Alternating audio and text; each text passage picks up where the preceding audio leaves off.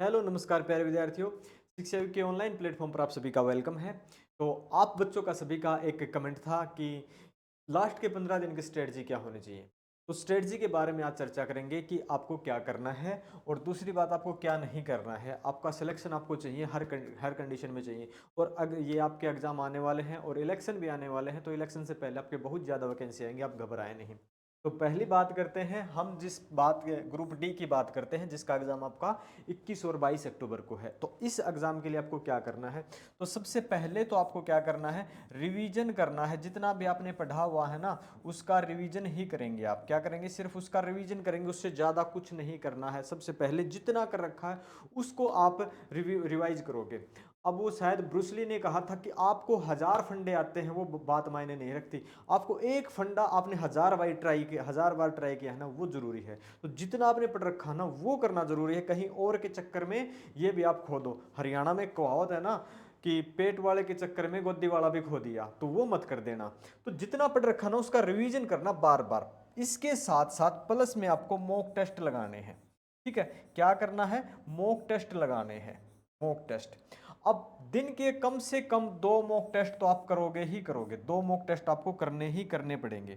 अगर 2 mock test आप करते हो तो आप ये मान के चलो काफ़ी अच्छा आप प्रोग्राम सेट किए हुए हो। तो दो ये मॉक टेस्ट, इसका एनालिसिस भी आपको करना है। अब क्या नहीं करना है? अगर मॉक टेस्ट में आपका स्कोर नहीं बनता है तो आपको घबराना नहीं है, पहली बात तो। क्योंकि स्कोर, इसका मॉक टेस्ट का स्कोर आपका एग्जाम का स्कोर निर्धारित नहीं करता। यहाँ से सिर्फ परसेंटाइल देखना होता है और ये भी देखना होता है कि आपने कितना पढ़ा हुआ है। ये जरूरी नहीं है कि यहाँ पे आपके नंबर 99 आ रहे हैं तो वहाँ पे भी आपके 99 आएंगे, नहीं, कोई जरूरी नहीं है। और यहाँ पे आपके 60 आ रहे हैं तो वहाँ 99 भी आ सकते हैं, ये भी हो सकता है। तो कुछ भी हो सकता है समय के साथ। तो आपको सिर्फ रिवीजन करना है, मॉक टेस्ट लगाने हैं, मॉक टेस्ट का एनालिसिस करना है। करंट अफेयर्स, मैथ वगैरह जो भी आपने पढ़ा हुआ वो सही है, उसी का आप रिवीजन करो।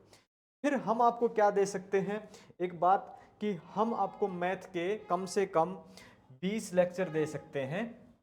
मैथ के, ये आपके मैथ्स की बात कर रहा हूं मैं, क्योंकि मैथ्स आपका 15 नंबर का आएगा। ठीक है, 15 नंबर का आपका मैथ आएगा, 15 नंबर का। इसमें 20 लेक्चर,